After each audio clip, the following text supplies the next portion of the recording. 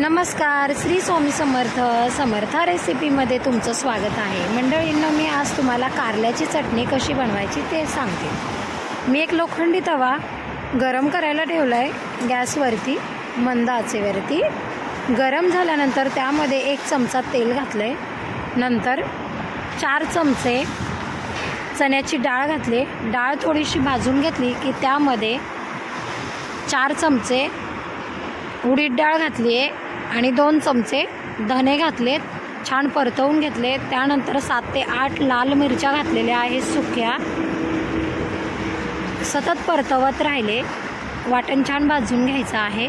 नंतर 7 ते 8 कढीपत्त्याची पानं घातली, लसूणच्या पाकळ्या घातल्या आणि अर्धा चमचा जिरी घातली। छान असं वाटण भाजून घ्यायचं आहे, करपू द्यायचं नाही, खरपूस असं भाजून घ्यायचा। नंतर गॅस बंद करायचा। गॅस बंद केल्यानंतर आपण आता कारले स्वच्छ धुवून घेतलेले आहेत आणि पुसूनही घेतलेले आहेत। नंतर त्याचा देठ काढून घ्यायचा आणि त्यामधील बिया काढून घ्यायच्या आहेत, कारण आपण कारल्याची चटणी बनवतोय त्यामध्ये आपल्याला बियांचा अजिबात वापर करायचा नाही। कारल्याचे वेगवेगळे गुणधर्म आहेत। कारल्यामध्ये विटॅमिन सी आणि ए असते, त्यामुळे त्वचा रोग होत नाहीत आणि रक्त शुद्ध होते, तसेच डोळ्यांना देखील आपल्याला फायदेशीर आहे। तसेच कावीळ वगैरे होत नाही।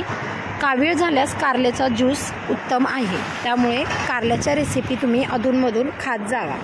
मलाही कारला आवडत नाही, परंतु मी अशा काही रेसिपी बनवते, त्या माध्यमातून आपल्या शरीरात कारल्याचे थोडे तरी गुणधर्म आपल्याला मिळतात।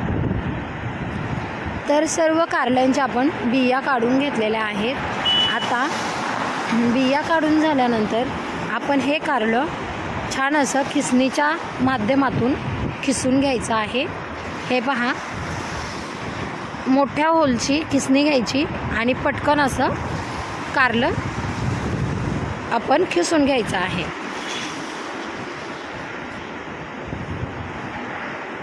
खिसताना हाताला लागू नये म्हणून एकदम व्यवस्थित आपण खिसून घ्यायचं आहे। हे पहा, आता आपल्याला कारलं पिळून घ्यायचं आहे, त्यामधील रस बाजूला करायचा आणि तोपर्यंत आपलं वाटण थंड झालेलं आहे। आपण मिक्सरच्या भांड्यामध्ये घालून वाटण बारीक वाटून घ्यायचं आहे। थंड झाल्यानंतर आपण हे सर्व मिश्रण वाटून घेणार आहोत, म्हणून आता मी मिक्सर जारमध्ये वाटण ट्रान्सफर करून घेते। आता पुन्हा तवा मी गरम करून घेतला आहे आणि मंद आचेवरती गॅस चालूच आहे। त्यामध्ये खिसलेलं कारलं घालायचं आणि छान असं परतवून घ्यायचं आहे। एकदम खरपूस भाजायचं, जेणेकरून कारल्यामध्ये कुठल्याच प्रकारचा ओलावा राहणार नाही। एकदम खरपूस असं भाजून घ्यायचं। कारलं थोडंसं थंड झालं की आपण मिक्सरमध्ये ट्रान्सफर करून घेऊ।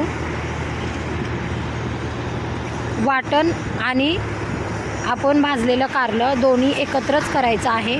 नंतर अर्धा चमचा मीठ आणि अर्धा चमचा हळद घालून छान असं बारीक वाटून घ्यायचं आहे। जाडसर ठेवायचं नाही आहे, कारण डाळ घातलेली आहे, तर ती डाळ मोठी राहता कामा नये।